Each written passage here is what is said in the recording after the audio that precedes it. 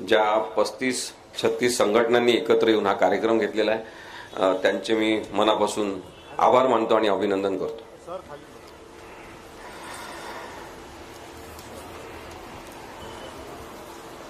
आमच्या जवळपास 50 सभा आता होतील महाराष्ट्रामध्ये। आम्ही 50 सभा घेतलेल्या आहे।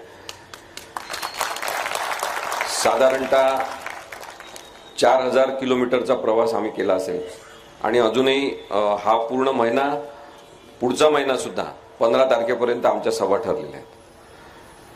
आम्ही कोणत्याही राजकीय पक्षाचे सदस्य नाही आणि आमचं असं मतच आहे की राजकीय पक्षाचे सदस्य तुम्ही असाल तरी नागरिक म्हणून विचार करणाऱ्या लोकांची भारताला गरज आहे।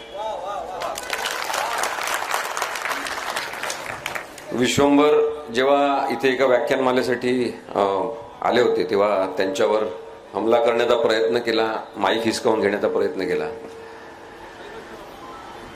आणि काल काही जणांनी काही व्हिडिओ केला भारतीय जनता पक्षाच्या लोकांनी। त्यांनी पोलिसांना निवेदन दिलं असं म्हणतात।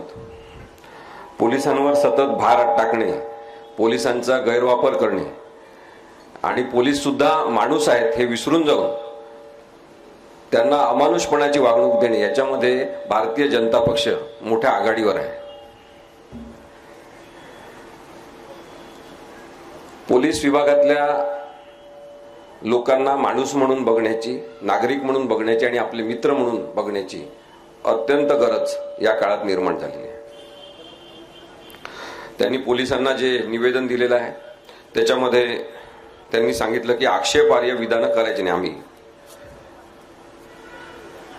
आता वकील, इथे काही जण वकील पण आहेत, आपण सगळेजण नागरिक म्हणून पण विचार करू शकतो की आक्षेपार्ह विधान आहे की नाही कोण ठरवणार? भाजपचे कार्यकर्ते ठरवणार? संघाच्या पिल्लावळीतले लोक ठरवणार? बजरंग दलाचे लोक ठरवणार? कोण ठरवणार? सगळ्यात जास्त आक्षेपार्ह विधानं करणारे भारताचे पंतप्रधान आहेत। आम्ही कोणाकडे जायचं? कारण का पोलीस त्यांच्याच, यंत्रणा त्यांच्याच, आम्ही कोणाकडे जायचं? तुम्ही निवेदन तरी जाण्यासाठी जाऊ शकले कारण की तुम्ही भाजपचे कार्यकर्ते आहात। हाच प्रश्न आहे आमच्या लोकशाहीच्या समोरचा की आम्ही बेकायदेशीर पद्धतीने कामकाज महत्वाच्या संविधानिक पदांवर बसून करणाऱ्यांविरुद्ध कुठे जायचं? आणि निखिल वागळे सर, विश्वंभर चौधरी, मी, आम्ही तिघांनी ठरवलं की आपण लोकांसमोर जायचं।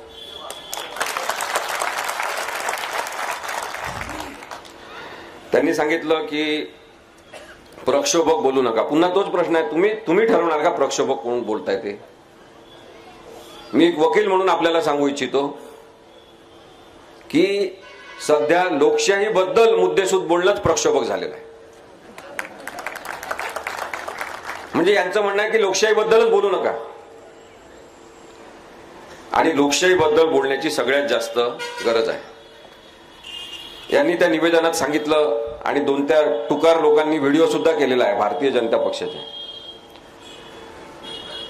की रामाचं नाव घ्यायचं नाही, पंतप्रधान नरेंद्र मोदींचं नाव घ्यायचं नाही। का घ्यायचं नाही? का घ्यायचं नाही? रामाची काय खरेदी केलेली आहे तुम्ही? राम विकत घेतलाय का तुम्ही? राम भारतीयांच्या मनामनातला आहे, आम्ही नाव घेणार। आणि लोकशाही पद्धतीने निवडून आलेले पंतप्रधान जोपर्यंत त्या पदावर बसलेले आहेत आम्ही त्या व्यक्तीबद्दल सुद्धा बोलणार। पंतप्रधान तुमच्या मालकीचे आहेत का? पंतप्रधान पदाच्या संदर्भात काही आपण बोललं, त्या व्यक्तीबद्दल काही बोललं, नरेंद्र मोदींबद्दल, तर यांना लगेच राग येतो आणि ते आपल्याला सांगतात की पंतप्रधान पदावर, संविधानिक पदावर बसलेल्या व्यक्तीबद्दल तुम्ही बोलताय म्हणजे तुम्ही पंतप्रधान पदाचा अपमान करताय। मी आपल्याला पुन्हा एकदा कायदेशीर दृष्टिकोनातून सुद्धा सांगतो, पंतप्रधान पदावर बसलेल्या व्यक्तीच्या प्रवृत्तीचं आणि त्याच्या कामाचं विश्लेषण करणं म्हणजे त्या व्यक्तीच्या पदाचा अपमान नाही, त्या व्यक्तीचं ते विश्लेषण आहे। मी, विश्वंभर आणि निखिल वागळे सर सुद्धा आम्ही प्रत्येक वाक्यात त्याच्यानंतर आज पंतप्रधानांबद्दल बोलणार। तुमचे जर इथे चेले चपाटे तुम्ही पाठवलेले असतील ऐकायला, व्हिडिओ शूटिंग करायला करा, व्हिडिओ शूटिंग करा, ऐका आणि तुमच्या आईबापांना जाऊन सांगा आम्ही पंतप्रधानांबद्दल बोलला. आमचे पण ते पंतप्रधान आहेत. लोकशाहीनुसार जेव्हा एखादा पंतप्रधान म्हणून कोणी निवडून येतो तेव्हा तो संपूर्ण देशाचा पंतप्रधान असतो आणि म्हणून नरेंद्र मोदी यांच्याबद्दल आम्ही बोलणार. आमचं नरेंद्र मोदींशी काही भांडण नाही, आमचं अमित शहांशी काही भांडण नाही. आमचं भांडण आहे की या चुकीच्या प्रवृत्ती आहेत. आमचं म्हणणं आहे की लोकशाही पायदळी तुडून ज्या पद्धतीने निर्णय घेतात ती प्रक्रिया बेकायदेशीर आहे. ते अनेकदा शासकीय यंत्रणांचा, पोलिसांसकट सगळ्या यंत्रणांचा ते गैरवापर करतात म्हणून आम्ही त्यांच्याबद्दल बोलतो, आम्ही त्यांच्या कामाचं विश्लेषण करतो.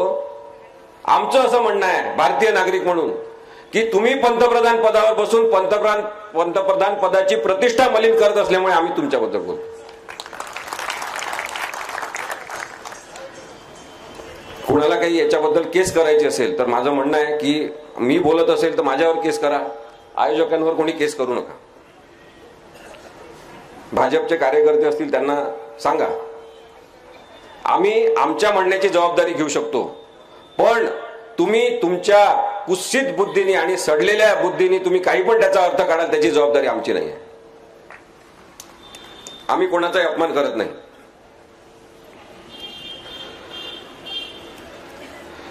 लोकशाहीच्या अस्तित्वात सध्या जो डिफेक्ट तयार केलेला आहे आणि लोकशाही आपलं स्वतःच अस्तित्व शोधत सगळीकडे देशभर फिरत आहे, त्याच्यासाठी जबाबदार असलेल्या केंद्र सरकारच्या सगळ्याच धोरणांबद्दल आपण बोललं पाहिजे.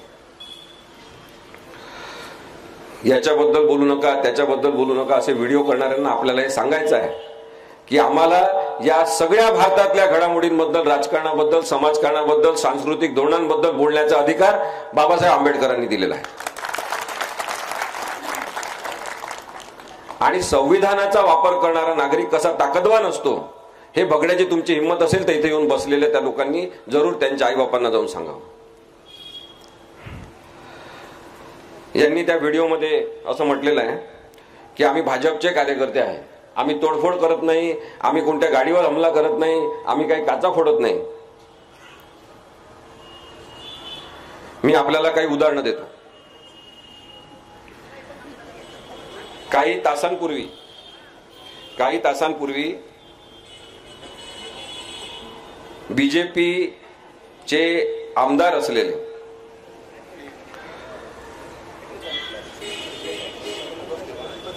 गणपत गायकवाड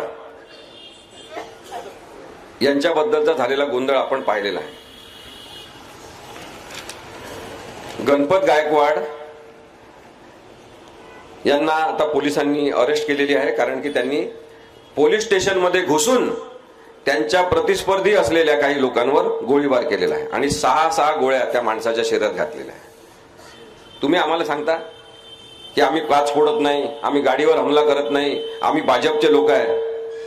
मी तुम्हाला 10-15 उदाहरणं देणार आहे आज आणि ते त्यांचे ऐकणारे असतील त्यांनी सुद्धा ऐकावे.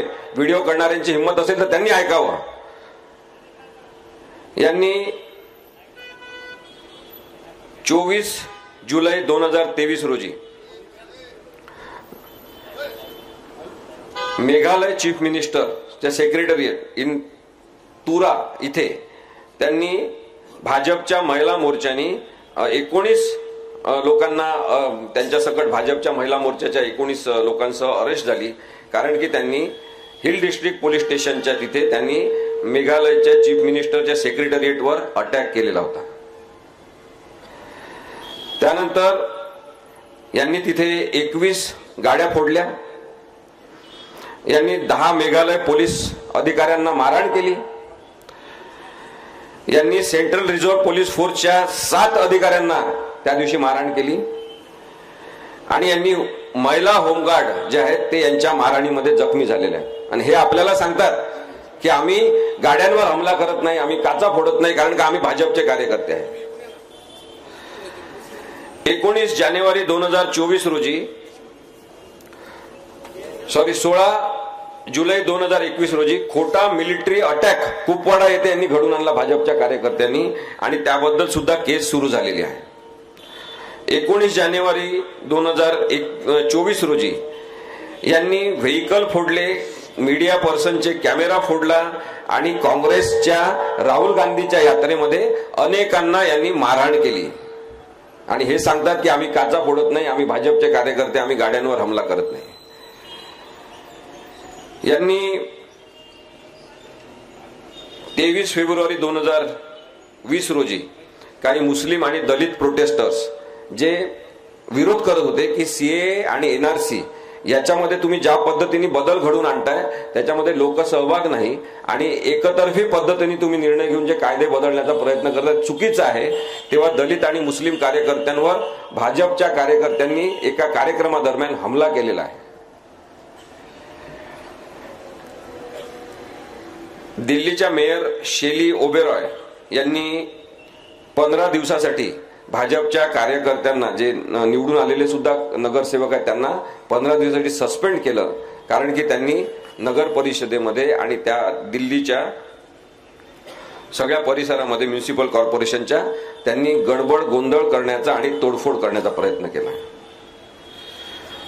आणखी 1-2 उदाहरणं मी आपल्याला देतो. 13 जानेवारी 2021 रोजी त्यांनी पोलिसांनाच अटकाव करून पोलिसांवर सुद्धा हमला केलेला आहे आणि त्याच्याबद्दल सुद्धा त्यांच्यावर केस दाखल झालेली आहे. त्याच्याबद्दल अमित शहा यांना शेवटी दखलंदाजी घ्यावी लागली आणि पोलिसांना समजावावं लागलं. हा सुद्धा रेकॉर्डचा भाग आहे. यांनी 300 पार्टी वर्कर्स यांचे आणि तिथले MP भारतीय जनता पक्षाचे राकेश सिंग यांना संपूर्ण ट्रेनला आग लावून देण्यासाठी आणि सरकारी प्रॉपर्टी डॅमेज करण्यासाठी जबलपूर येथे अटक करण्यात आली. टेररिस्ट आणि पिंप अशा स्वरूपाचे शेलके उद्गार यांनी निवडून आलेल्या अनेक लोकप्रतिनिधींबद्दल काढल्यामुळे सुद्धा गडबड गोंधळ होऊन तिथे सुद्धा मुस्लिम काही लोकांवर त्यांनी हमला केलेला आहे. शिलीगुडी येथे 7 डिसेंबर 2020 रोजी यांनी पोलिसांनी लावलेले बॅरिकेड्स तोडले, यांनी विटा फेकून मारल्या आणि अनेक लोकांना जखमी केलं असा सुद्धा आरोप यांच्यावर आहे. मी तुम्हाला 10 उदाहरणं दिलेली आहे. व्हिडिओ करणाऱ्या त्या लोकांना सांगा जाऊन की तुम्ही जे काही व्हिडिओ करताय ना ते खोटारडे आहे, कारण तुमचे नेते खोटारडे आहे.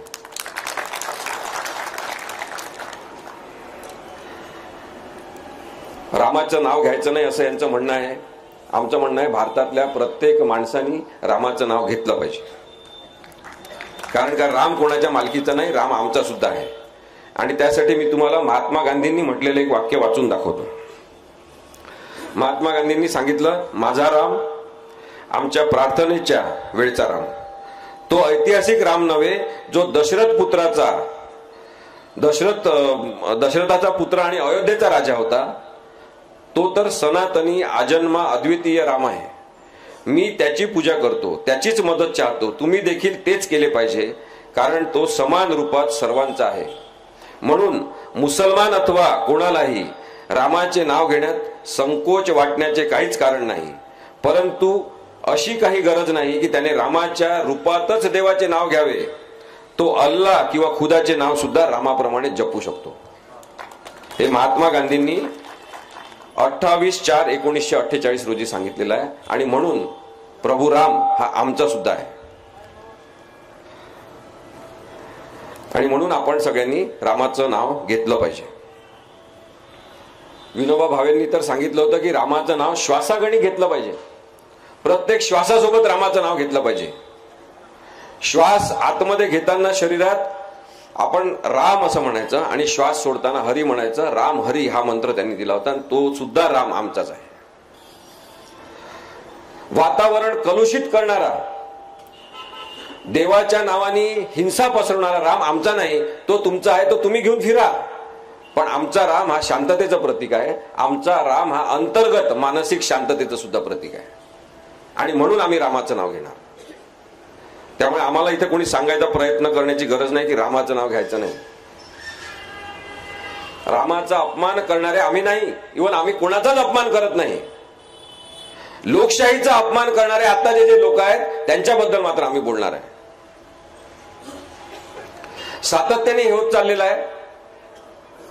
की रामाला सबसाईड करून, प्रभू रामचंद्राला सबसाईड करून त्याच्या जागी नरेंद्र मोदींना प्रस्थापित करण्याचा जो प्रयत्न सुरू आहे तो अत्यंत अश्लाघ्य स्वरूपाचा अधार्मिक कृतीचा भाग आहे आणि म्हणून आम्ही त्या कामाचं विश्लेषण करणार.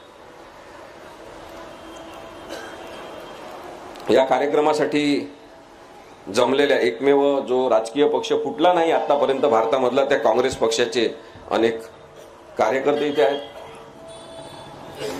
ओरिजिनल शिवसेना पक्षाचे लोक इथे आहेत. ओरिजिनल राष्ट्रवादीचे इथे लोक आहेत.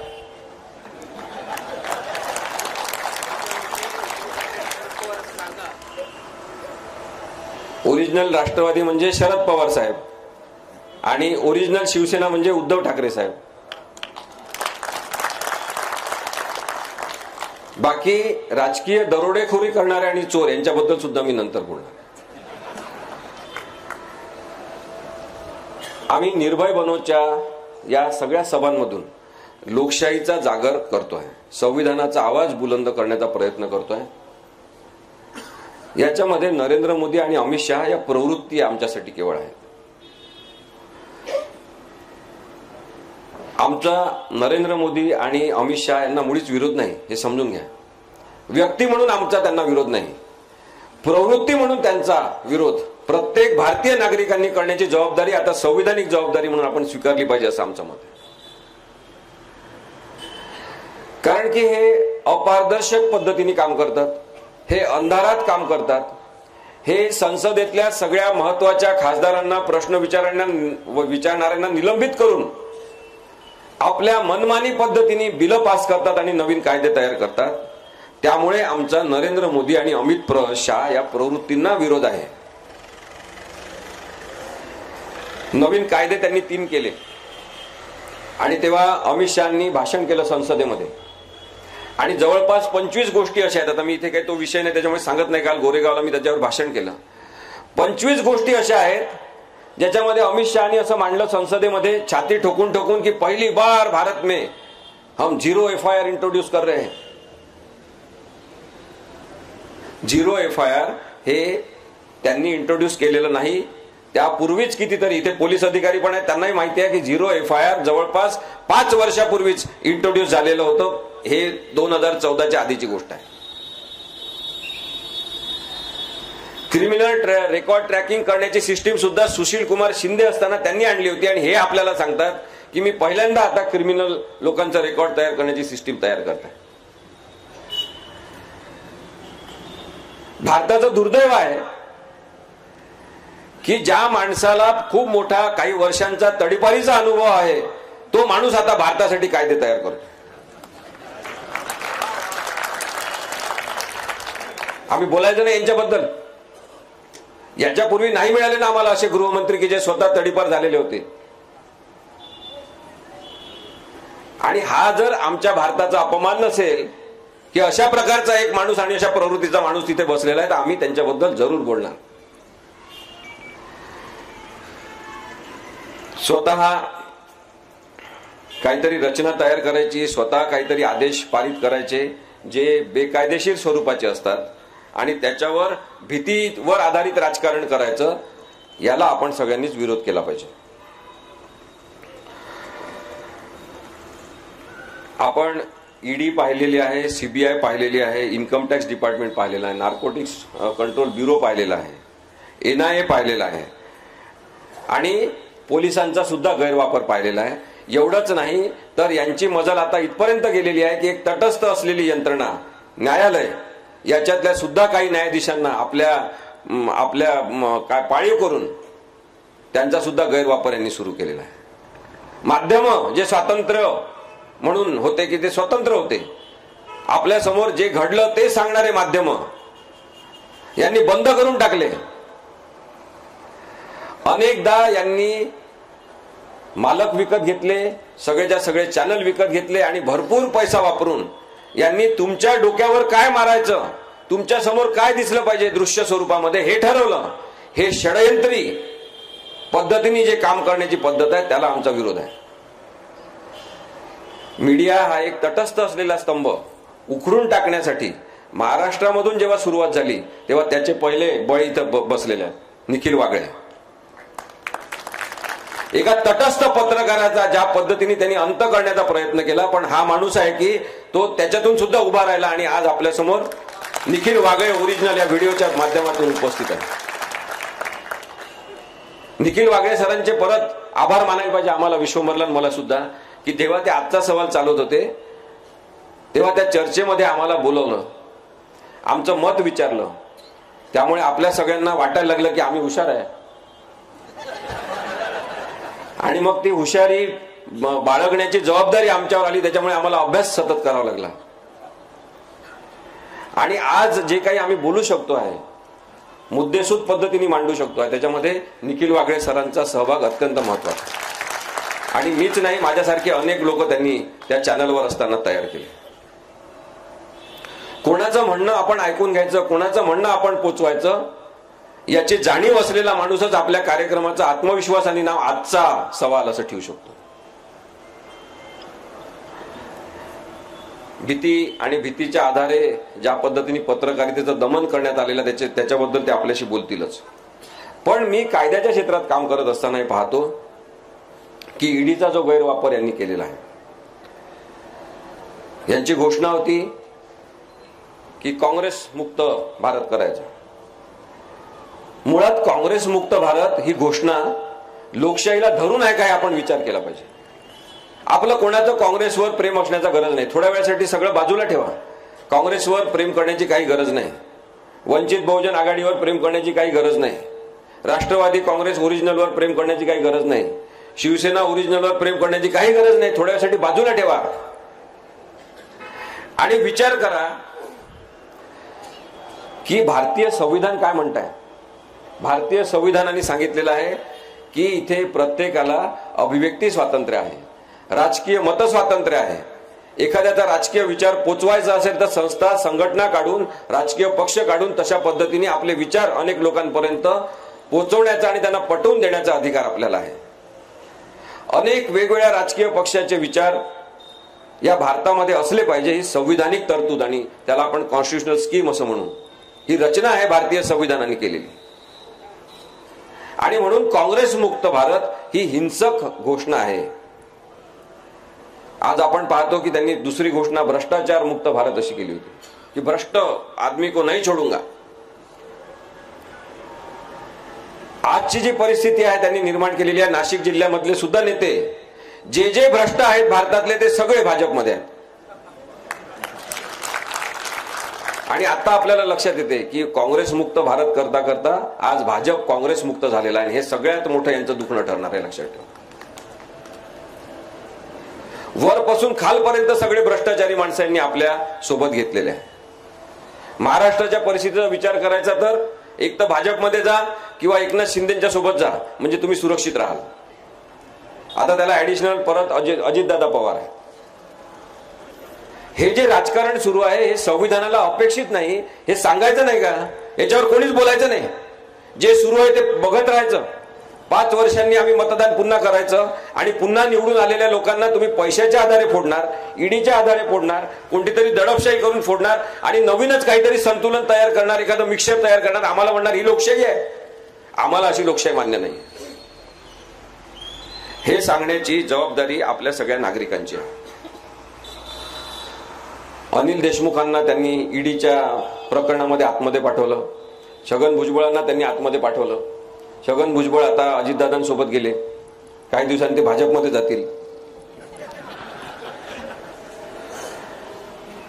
जेव्हा छगन भुजबळांची केस आली, इतर काही ईडीच्या लोकांच्या केस आली, ते म्हणतात की आता कागदपत्रच आमचे गहाळ झाले, केसचे कागदच नाही असं म्हणतात. हा षडयंत्राचा जो भाग आहे त्याच्याबद्दल बोलायचं नाही कोणीच. मला आपल्या सगळ्यांचे आभार मानायचे की आपण लोकशाही बद्दलचा आवाज म्हणून इथे आलेला. अनिल देशमुखांना यांनी जेव्हा आतमध्ये टाकलं, सांगितलं की 1000 कोटीचा घोटाळा आहे, 100 कोटीचा घोटाळा आहे असं सांगितलं. आणि जेव्हा तपास केला, कोर्टामध्ये केसेस चालल्या, त्यांचं जामीन देण्यात आलं नाही, त्यांना त्रास देण्यात आला. 1 वर्षभर जवळपास ते आतमध्ये होते. आणि नंतर लक्षात आलं की काहीतरी साधा 1 कोटी काहीतरी याचा घोटाळा आहे. कोर्टाने म्हटलं की बा त्याचा पुरावा द्या तुम्ही, की निदान 1 कोटीचा तरी काहीतरी घोटाळा आहे, त्याचा तरी पुरावा द्या. त्याचा पण पुरावा यांच्याकडे नाही. आणि या सगळ्यांमागे जर आताचे उपमुख्यमंत्री, ज्यांना जबरदस्तीने उपमुख्यमंत्री व्हावं लागलेलं आहे, ते देवेंद्र फडणवीस असतील तर आपल्याला वाईट वाटणार नाही की बदल्याचं राजकारण इथे सुरू आहे. बदल्याच्या भावनेने कायदा वापरला जातो आहे आणि कायदा जणू काही बदल्यासाठीच तयार केलेला आहे. अशा भावनेने राजकारण जर केलं जात असेल तर आम्ही देवेंद्र फडणवीसांना प्रश्न विचारायचा नाही की हे कोणतं राजकारण आहे तुमचं, की तुम्ही ज्या माणसावर आरोप ठेवता त्या माणसाचं तुम्ही शेवटी 1000 कोटीचा सुद्धा नाही, 100 कोटीचा सुद्धा नाही, तुम्ही छोटासा घोटाळा सुद्धा शोधू शकत नाही आणि 1 वर्ष त्या माणसाला आतमध्ये ठेवता. जे दुसऱ्या पक्षात जातात त्यांच्यावर ईडी लावली जाते, त्यांना आपल्या पक्षात आणलं जाते. लोक बिचारे व्हॉट्सअपवर, फेसबुकवर जाहिराती तयार करतात, वॉशिंग पावडर मोदी म्हणून. मग आपण हेच करत राहायचं फेसबुकवर वगैरे सगळं? नाही, आता हेच करायचं नाहीये. आपलं काम आता सुरू होणार आहे. 2024 ची निवडणूक असेपर्यंत आता 1 वर्षभर आपल्याला केवळ लोकशाहीबद्दल आणि संविधानाबद्दल विचार करायचा. आणि ज्यावेळेस मतदान असेल तेव्हा या सगळ्यांना घरी बसवण्याची जबाबदारी इथे बसलेल्या प्रत्येक माणसाची. सीबीआयनी आतापर्यंत ज्या केसेस केल्या त्याच्यामध्ये जवळपास 96% म्हणजे 96% केसेस या विरोधी पक्षातल्या लोकांवर केलेल्या आहेत. सगळे विरोधी पक्षातले लोक भ्रष्ट आहेत आणि त्यांच्यावर भ्रष्टाचाराचे आरोप झाल्यावर चौकशी सुरू झाली की ते भाजपमध्ये आले की ते सगळे स्वच्छ आहेत. ईडीच्या ज्या केसेस चाललेल्या आहेत त्याच्यामध्ये 0.05% एवढाच पर्सेंटेज आपल्याला दिसते ज्याच्यामध्ये शिक्षा झालेली आहे. आणि बाकी सगळेजण कुठे गेले, केव्हा सुटले, त्यांच्यावर केसेस चालतात की नाही काहीच आपल्याला माहित नाही. शाहरुख खानच्या मुलाला पकडलेलं आपण पाहिलेलं आहे. सॉरी, शाहरुख खानच्या. कारण की नरेंद्र मोदींच्या कॅम्पेन मध्ये अस्पष्टपणे इनडायरेक्टली सहभाग घ्यायचा हे त्यांनी नाकारलं. कारण की शाहरुख खान केवळ डायलॉग म्हणणारा हिरो नाही हे आता लक्षात आलं. पाठांतर करून केवळ बोलणारा हा माणूस नाही, तर तो विचार करणारा सुद्धा आहे. त्याचं पुस्तकांचं वाचन आहे, योग्य शब्द योग्य ठिकाणी वापरण्याचं नॉलेज त्याला आहे. त्यामुळे या माणसाच्या बद्दलचा बदला आपण मनात ठेवायचा आणि मग कधीतरी या मुलाला अटक करायची. जेव्हा लक्षात येते की नार्कोटिक कंट्रोल ब्युरोने खोटी केस केली होती, कोणताही अंमली पदार्थ त्याच्याजवळ सापडला नाही, पण तोपर्यंत त्याची बदनामी करून झालेली असते. आणि सलमान खान हा पतंग उडवायला नरेंद्र मोदींसोबत जातो संक्रांतीच्या वेळेस, तर सलमान खान बद्दलची जी त्यांनी ते काळं हरिण मारलेलं होतं त्याच्याबद्दलची केस मात्र लवकरच सुटका त्याच्यातून होते. आपण हे समजून घेतलं पाहिजे की ज्या पद्धतीने या सगळ्या यंत्रणांचा वापर होतोय तो गैरवापर आहे आणि याचा आपल्याला राग आला पाहिजे. न्यायालय जे एक निपक्ष ती जागा असली पाहिजे, ती सुद्धा आजकाल त्यांनी निपक्ष ठेवली नाही. आपलं सुदैव आहे की अनेक न्यायाधीश न्यायालयांमधले हे उत्तम आहेत, विश्वासार्ह आहेत, प्रामाणिक आहेत आणि संविधानाशी त्यांची बांधिलकी आहे. पण काही महत्वाच्या लोकांना त्यांनी ज्या पद्धतीने बाटवलेलं आहे आणि भाजपच्याच दृष्टीने निकाल द्यायचा असं सांगितलेलं आहे, त्यातून लोकशाही समोर एक खूप मोठं संकट निर्माण झालेलं आहे. आपण लक्षात घ्या. पापपूर्ण अशा पद्धतीचे, त्याला सिनफुल जजमेंट आपण म्हणू, पापपूर्ण अशा पद्धतीचे निर्णय दिलेले आहेत. कधीतरी फक्त त्या विषयावर आपण इंटेलेक्च्युअल पद्धतीची चर्चा जर ठेवली तर आपण त्याच्याबद्दल बोलू की कशा पद्धतीने यांनी निकाल दिलेले आहेत. देशामध्ये 2 प्रकारचे वकील यांनी तयार केले. एक नरेंद्र मोदी यांना आवडणारा कायदा सांगणारे वकील आणि दुसरे संविधानात आहे तसा कायदा सांगणारे वकील, जे उरले सुरले आहेत ते. इथे काही वकील असतील त्यांना माहिती आहे, प्रत्येक जिल्ह्यात प्रत्येक तालुक्यात हायकोर्टामध्ये भारतातल्या सगळ्या आणि सर्वोच्च न्यायालयामध्ये सुद्धा हेच वातावरण आहे की त्यांनी म्हटलेला कायदा सांगा, त्यांना आवडेल असा कायदा सांगा, त्याचा अर्थ तसा काढा. एक न शिकलेला माणूस कायद्याचे अर्थ कसे काढायचे यासाठी दहशत निर्माण करत असेल तर आपण विचार करा की यांच्याबद्दल बोलणं किती आवश्यक आहे. एककल्ली व्यवस्था यांनी निर्माण केल्या, कोणत्याही प्रकारे पारदर्शकता यांनी ठेवली नाही आणि ज्या पद्धतीने हे वेगवेगळ्या प्रकारचे कपडे घालून सतत येत असतात, टोप्या घालतात, मोराचे पिसं लावतात, कधी शिंग लावतात, ते टोप्या घालतात. हा जो दशावतारी माणूस आहे, या प्रवृत्तीचा अंत लोकशाही मधल्या नागरिकांनी केला पाहिजे. त्यांचं म्हणणं आहे मला सगळ्यांनी रिस्पेक्ट दिला पाहिजे असं त्यांचं म्हणणं आहे. मग ते काय करतात की कधी कधी जबरदस्तीने शास्त्रज्ञांकडे जातात, जबरदस्तीने ओढतात असं आणि त्याला रडायला लावतात, इथं रड बाबा माझ्या छातीवर, सगळ्यांना दिसलं पाहिजे. यांचे दोन प्लॅन तयार असतात जेव्हा वर्ल्ड कप क्रिकेटची मॅच असते शेवटची, किंवा वर्ल्ड कप जिंकलं तर काय आणि हरल्यावर काय करायचं. मग दुर्दैवाने भारत हरल्यावर लगेच तिथे गेले, जबरदस्तीने क्रिकेटच्या खेळाडूंचे हात ओढून रे माझ्याजवळ या तुम्ही, मी तुम्हाला सांत्वन करतो. भारताच्या पंतप्रधानांचं हे काम आहे? अशा फुटकळ दर्जाचं काम तुम्ही करता आणि तुम्ही म्हणता की आमच्याबद्दल बोलायचं नाही. पंतप्रधान पदावर बसून त्या पदाचा अपमान करणं भारताच्या लोकशाहीला चालणार नाही. तुम्ही निघून जा, घरी जा. 2024 मध्ये यांना हरवा. अत्यंत आवश्यकतेची बाब म्हणून आपण हे समजून घेतलं पाहिजे की लोकशाही जर टिकली पाहिजे असं वाटत असेल, आपलं जीवन जर चांगलं झालं पाहिजे असं वाटत असेल तर नरेंद्र मोदी, अमित शहा, भाजप यांना आता घरी पाठवणं अत्यंत आवश्यक आहे. यांचं ना राष्ट्रगीतावर प्रेम आहे, ना राष्ट्रध्वजाबद्दल यांना आदर आहे, ना यांना राष्ट्रपित्याबद्दल काय आदर आहे. राष्ट्रपित्याला तर यांच्याच प्रवृत्तीपैकी एका जणांनी झोपवलेला आहे, गोळ्या घालून मारलेला आहे. नरेंद्र मोदी पंतप्रधान झाले तेव्हा, त्यांनी पहिल्यांदा पंतप्रधान झाले तेव्हा संसदेच्या पायऱ्यांवर असं त्यांनी नतमस्तक झाले, पाया पडले. अनेक लोकांना गैरवरून आलं, पहिल्यांदा असा पंतप्रधान आहे की पायऱ्यांवर डोकं ठेवून हे नमस्कार करतोय, नतमस्तक होतोय. काय आदरपूर्ण माणूस आहे. आपण तेव्हा विसरलो होतो भावनाशील होऊन की नथुराम गोडसेंनी सुद्धा महात्मा गांधींचा खून करण्याच्या आधी पाया पडलेला होता.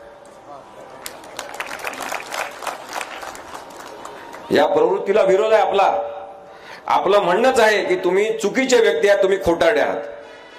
यांचे खोटे सांगायचे असतील तर आपल्याला ही सभा पुरणार नाही, रात्र संपून जाईल. एखाद्या कोजागिरीच्या दिवशी बोलवा तुम्ही, आम्ही तुम्हाला सगळे खोटारडे यांचं सांगू. दररोज यांना 15, 20, 25 खोटं बोलल्याशिवाय यांचं पोट भरत नाही. इतक्या वाईट पद्धतीने जे खोटं बोलतात, ज्यांचं राष्ट्रगीताला नेहमी विरोध राहिलेला आहे, हे म्हणतात की वंदे मातरम हे राष्ट्रगीत पाहिजे. ते राष्ट्रगान आहे. वंदे मातरम आपण सगळ्यांनी म्हटलं पाहिजे, त्याच्याबद्दलचा आदर ठेवला पाहिजे. ते आपल्या देशाचं राष्ट्रगान आहे. राष्ट्रगीत जनगण मन हे आहे, त्यालाच तसा आपण आदर दिला पाहिजे.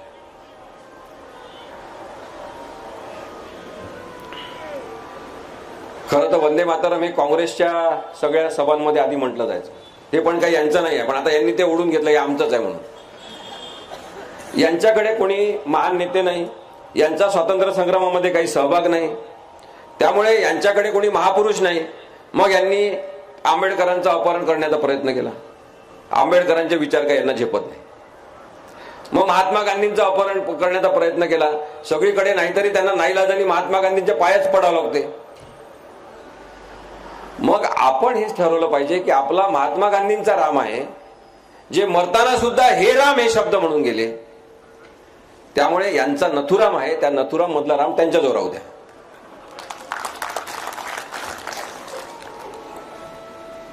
आपल्याला राष्ट्रध्वजाबद्दल एक गोष्ट मी मुद्दाम सांगितली पाहिजे आणि राष्ट्रगीताबद्दल सांगितली पाहिजे की यांनी जे काही लोक पोचवले वरपर्यंत, काही सुमार दर्जाचे लोक मोठ्या मोठ्या पदावर जाऊन बसतात, असा काळ येत असतो. तशाच पैकी एक chief justice of India Mishra म्हणून त्यांचं नाव होतं, ते रिटायर्ड झालेले आता. त्यांनी एक निर्णय दिला की सिनेमा सुरू होण्यापूर्वी सगळ्यांनी राष्ट्रगीत म्हटलं पाहिजे. आणि तो निर्णय देत असताना त्यांनी सांगितलं की अशा प्रकारे सिनेमा सुरू असताना जर राष्ट्रगीत म्हटलं तर देशभक्त तयार होतील. यांचे फार सोपे सोपे काय उपाय असतात, तुम्ही समजून घ्या. म्हणजे काय करायचं की हर घर तिरंगा, प्रत्येक घरावर तिरंगा लावायचा म्हणजे आपण देशभक्त होतो. राष्ट्रगीत म्हणायचं म्हणजे आपण देशभक्त होतो. सिनेमामध्ये राष्ट्रगीत म्हणण्यामध्ये काय तर्कसंगतता आहे याचा विचार करा. आपण मनोरंजनासाठी जिथे जातो तिथेच राष्ट्रगीत कशासाठी म्हणायचं? त्याला विरोध करण्यात आला तेव्हा या चीफ जस्टिसनी रिजेक्ट केली ती आयडिया आणि त्यांनी सांगितलं की राष्ट्रगीत म्हटलंच पाहिजे. आज आपण सगळेजण सिनेमागृहांमध्ये राष्ट्रगीत म्हणतो. मग एका वकिलाला असं वाटलं की फार चांगली आयडिया आहे देशभक्ती राबवण्याची, देशभक्त निर्माण होतील.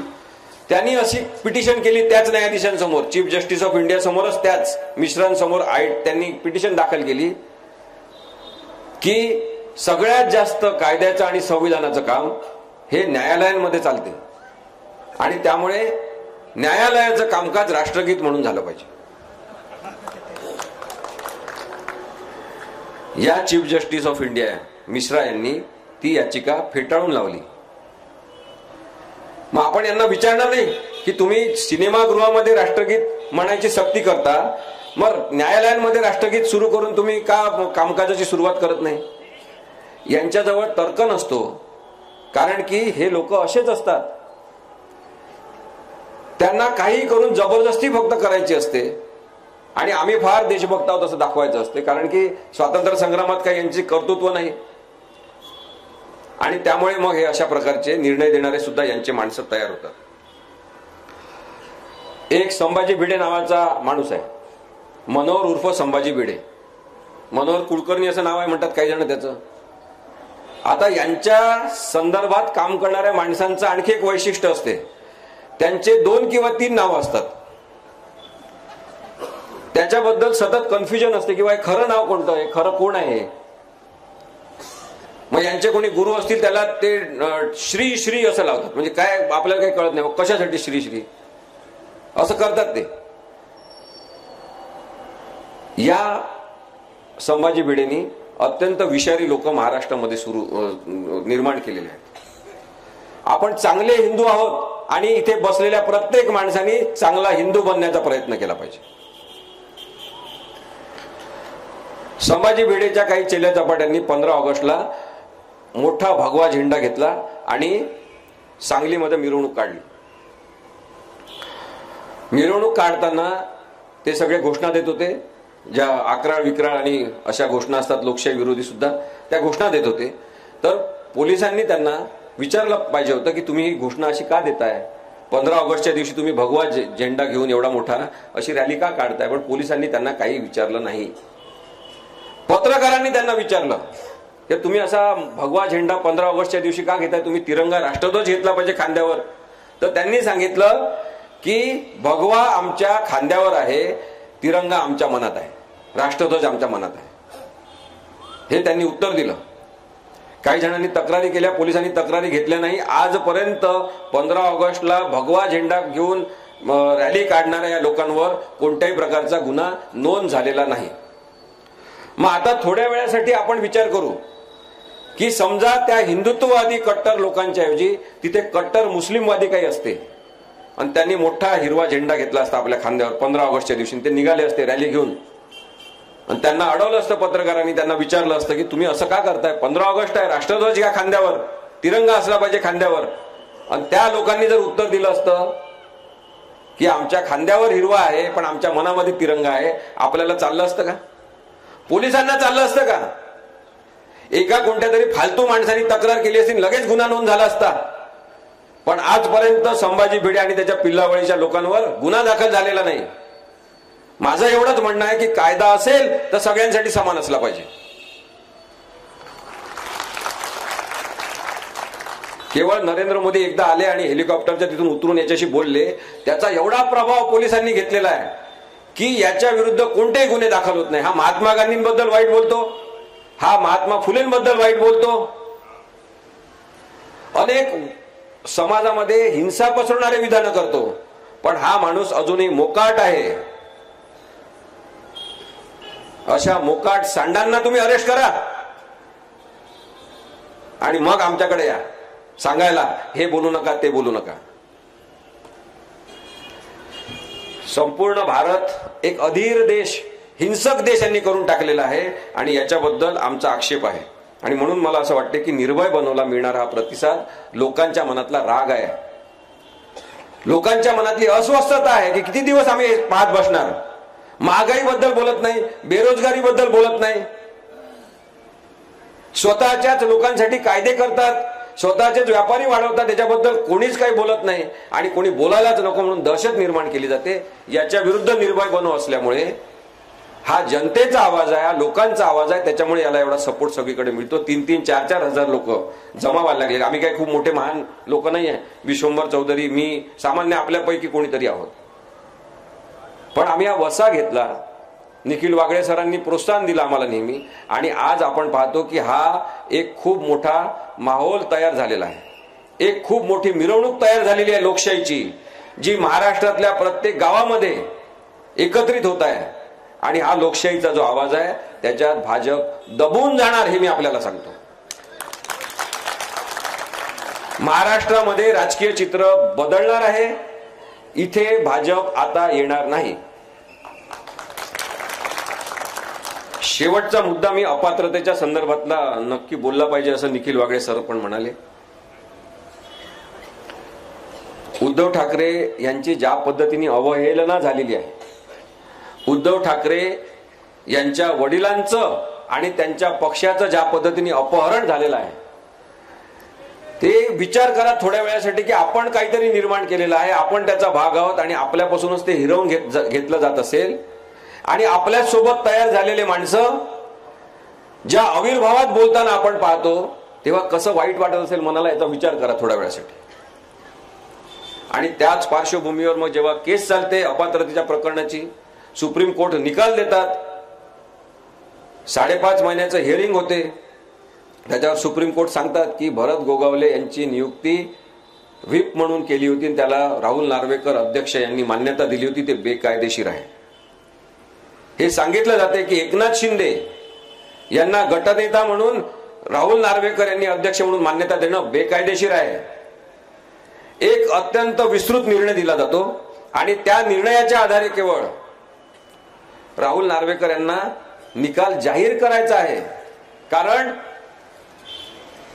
अपात्रतेच्या कायद्यानुसार, पक्षांतर बंदी कायद्यातल्या कलमांनुसार राहुल नार्वेकर यांनाच अधिकार आहे विधानसभा अध्यक्ष म्हणून की त्यांनी अपात्रतेच्या संदर्भातला निर्णय जाहीर केला पाहिजे.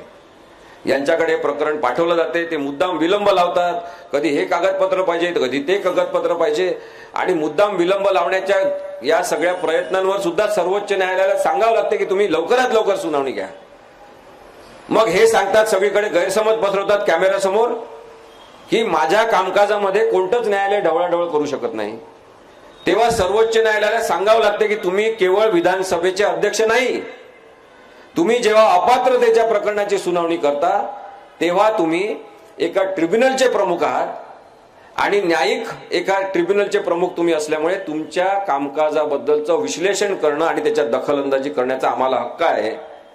तरी हा माणूस ऐकत नाही आणि मग 10 जानेवारी तारीख द्यावी लागते की या तारखेला तरी तुम्ही जाहीर करा आणि मग हे निर्णय देतात. आणि निर्णय अत्यंत महान, कोणीच अपात्र नाही.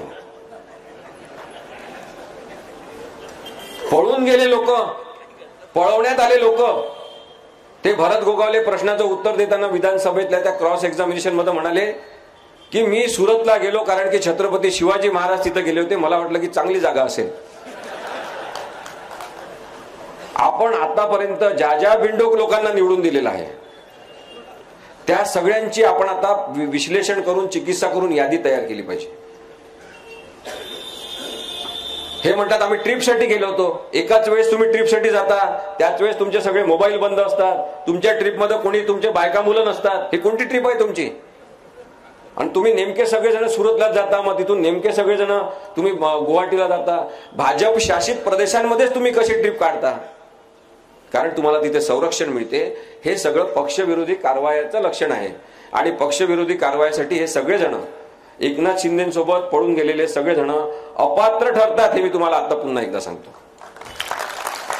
ठीक आहे, राहुल नार्वेकर यांनी निकाल दिला नाही, त्यांनी कुणालाच अपात्र ठरवलं नाही, पण त्यांनी कारण काय दिलं? त्यांनी कारण दिलं कोणीच अपात्र नाही, कारण की हे अपात्रते संदर्भातलं प्रकरण नाही. हे प्रकरण पक्षांतर्गत वादाचं प्रकरण आहे. हे इंटर पॉलिटिकल पार्टी डिस्प्यूट्स आहे. मग सुप्रीम कोर्टाचे चीफ जस्टिस ऑफ इंडिया ते 4 न्यायाधीश ज्यांनी आपली हयात घालवली पूर्ण वकिली क्षेत्रामध्ये, त्यांनी सांगितलं की हे पक्षांतर बंदी प्रकरण कायद्याचं प्रकरण आहे, म्हणून तुम्ही हाताळा. तुम्हाला जर असं वाटते की हे पक्षांतर बंदी कायद्याचं प्रकरण नव्हतं, तर तुम्ही निर्णय कशाला दिला? एका वेळी तुम्ही कळून द्यायचं की हे पक्षांतर बंदी कायद्याचं प्रकरण नाही, तुमच्याकडे परत पाठवत आहे. तुम्ही निर्णय देता संपूर्ण.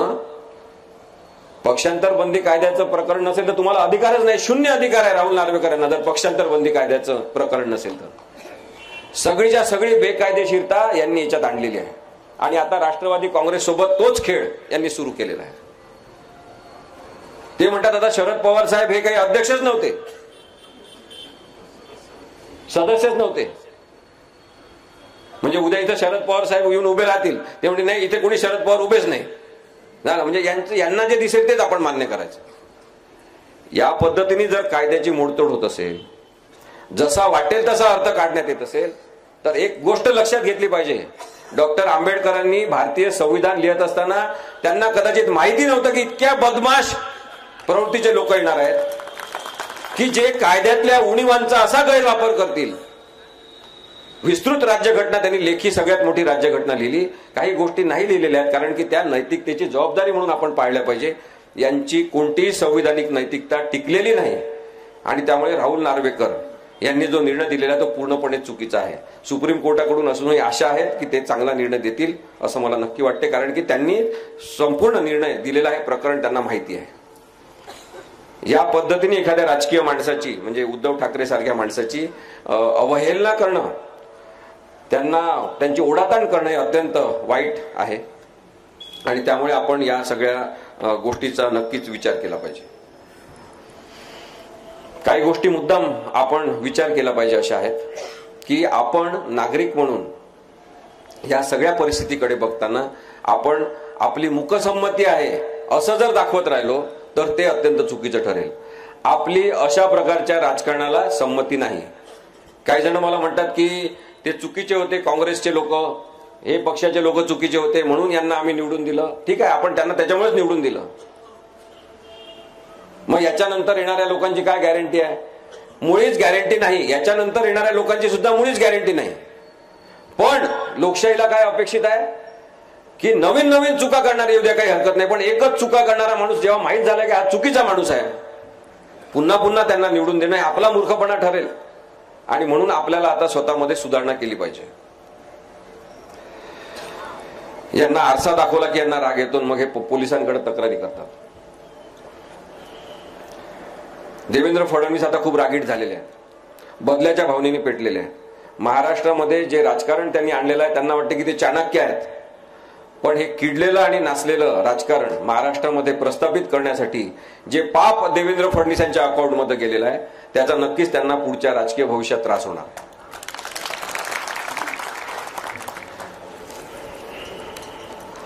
एक शेर आहे, तो मी आपल्याला सांगतो आणि थांबतो. असं म्हणतात त्या शेर मध्ये की काच को पारा चढ़ा दिया, काच को पारा चढ़ा दिया तो आईना बन गया, हमने उनको आईना दिखा दिया तो उनका पारा चढ़ गया. वाह वाह. आपण कधीतरी नागरिक म्हणून बोलण्याची सवय लावली पाहिजे. सगळ्या यंत्रणा या दोषमुक्त असण्यासाठी आपण प्रयत्न केले पाहिजे. पोलीस हे माणूस आहेत अशा पद्धतीने त्यांच्याकडे बघितलं पाहिजे. न्यायव्यवस्था आपली आहे, ती न्यायाधीशांची आणि वकिलांची नाही, तिथे जाणाऱ्या पक्षकारांची आहे, हे आपण समजून घेतलं पाहिजे. आणि या सगळ्या यंत्रणांवर सामान्यातल्या सामान्य माणसाची मालकी आहे. जो या सगळ्या यंत्रणांवर लोकशाहीमधल्या सामान्य माणसाची मालकी आहे असं मान्य करेल तो आता आपल्यावर राज्य करेल. आता हे राज्य बदललं पाहिजे आणि महाराष्ट्राने जरी हा निर्णय घेतला आणि 2024च्या निवडणुकापर्यंत आपण सगळेजण राजकीय विचार करणारे झालो पाहिजे. काही लोक मला म्हणतात तुम्ही वकील आहे, तुम्ही कोर्टात बोला. तर म्हणून मी शेवटचा मुद्दा सांगून थांबतो की आपण डॉक्टर असा, वकील असा, कोणी फार्मासिस्ट असेल, कोणी शेतकरी असेल, कोणी कामगार असेल, आपण सगळेच जण राजकीय आहोत. आपल्याला प्रत्येकाला राजकारणावर बोलण्याचा हक्क आहे, कारण की आपण भारताचे नागरिक आहोत. नागरिक ही संकल्पना राजकीय आहे. भारतीय संविधान जिथे प्रस्तावित ठेवलेलं आहे ते भारतीय संविधान हे पॉलिटिकल डॉक्युमेंट आहे.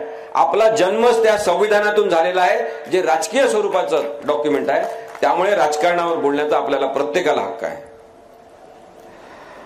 अडाणी आणि अशिक्षित आपण नाही. अडाणी अशिक्षितपणा जर आपल्या पंतप्रधानमध्ये असेल तर आपल्याला आता या पंतप्रधानाला नकार दिला पाहिजे. आपण ही हिंमत सगळ्यांनी ठेवा आणि सरकार बदलू शकते. इंदिरा गांधी एवढी ताकदवान बाई होती, तिचं सुद्धा सरकार या भारतातल्या लोकांनी पाडलेलं आहे. कोणी काय अमरपट्टा घेऊन आलेला नाही. ज्यांनी ज्यांनी माच केलेला आहे त्यांना घरचा रस्ता या भारतीय मतदारांनी दाखवलेला आहे. त्या सगळ्या मतदारांना माझं आव्हान आहे की मुळीच घाबरण्याची गरज नाही. गुंड आणि बदमाश प्रवृत्तीचे लोक सगळ्यात जास्त भित्रे असतात, हे लक्षात ठेवा. धन्यवाद.